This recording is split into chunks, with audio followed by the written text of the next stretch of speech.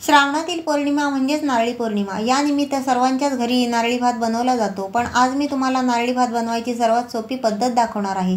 अगदी तुम्ही नवशिके असाल तरी तुमचा भात चुकणार नाही याची गॅरंटी. आणि भात अगदी मोकळा सुळसुळीत बनून तयार होईल. चला तर मग सुरुवात करूया. चला नारळी भात बनवूया. नारळी भात बनवण्यासाठी मी इथे हे 1 पेला बासमती तांदूळ घेतलेले आहेत. आता यांना आपण स्वच्छ धुवून घेऊ.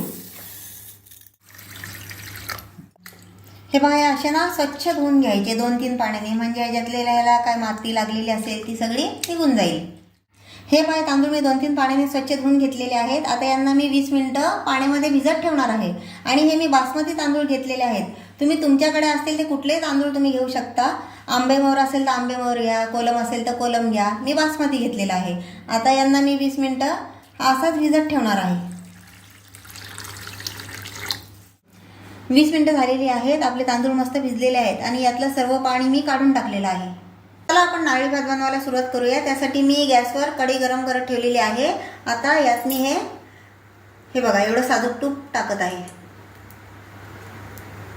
हे 2 चमचे असेल. तूप गरम झालेलं आहे.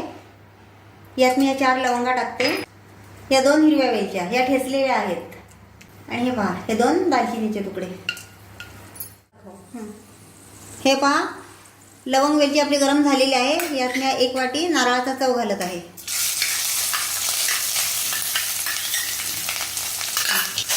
हा आता असा मस्त हलवून घ्यायचा.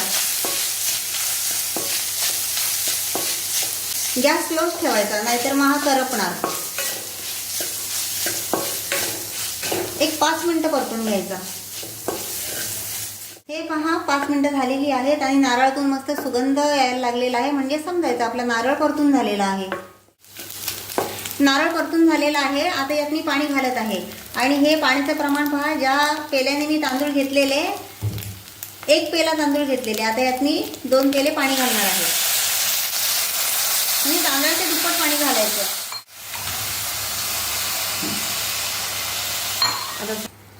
इथे मी 1 पेला तांदूळ घेतलेले आणि त्याच पेल्याने मोजून मी दुप्पट पाणी घातलेलं आहे, म्हणजे 2 पेले.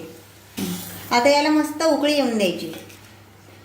आणि नारळी भातामध्ये टाकण्यासाठी मी हा फूड कलर घेतलेला आहे. आणि हा खूप थोडा घ्यायचा, जास्त घ्यायचा नाही, नाहीतर मग भात आपला डार्क होईल. हे बघा, यात मी पाणी घालणार आहे. हे बघा, बस.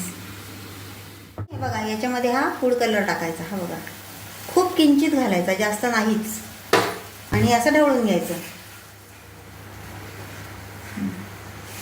म्हणजे आपला भात हा असा लाईट कलरचा दिसला पाहिजे, जास्त डार्क दिसला नाही पाहिजे. आणि तुम्हाला फूड कलर नाही टाकायचा असेल तुम्ही नाही टाकला तरी चालेल. हे पहा, आपल्या पाण्याला मस्त उकळी आलेली आहे. आता यात मी ही अर्धी वाटी साखर घालत आहे. साखर घातल्याच्या नंतर हे असं ढवळत राहायचं. साखरेचं प्रमाण तुम्ही तुमच्या आवडीनुसार कमी जास्त करू शकता. हे पहा, पाण्याला उकळी आलेली आहे. आता यात मी हे तांदूळ टाकत आहे. सर्व जिन्नस व्यवस्थित मिक्स करून घ्यायचे. सगळ्या वस्तू नीट मस्त मिक्स झालेल्या आहेत. आता यावर मी 2 ते 3 मिनिटं झाकण ठेवणार आहे.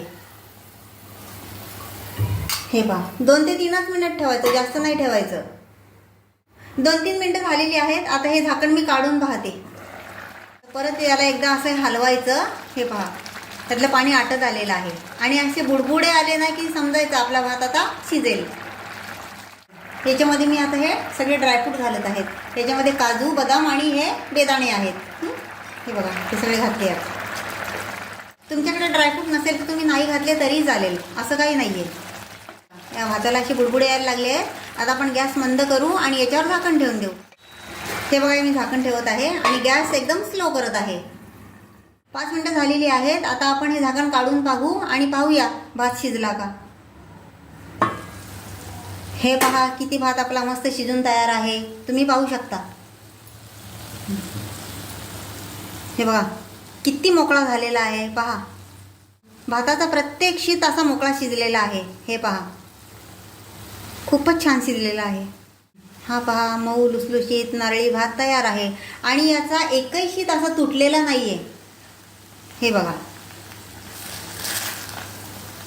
रसरशीत नारळी भात बनून तयार आहे. तुम्ही पण असा बनवून पहा एकदा, खूप छान लागतो. तुम्हाला व्हिडिओ कसा वाटला मला कमेंट करून सांगा. व्हिडिओ आवडला तर एक लाईक नक्की करा आणि अशाच व्हिडिओसाठी माझ्या चॅनलला नक्की सबस्क्राईब करा. भेटूया पुढच्या व्हिडिओत. धन्यवाद.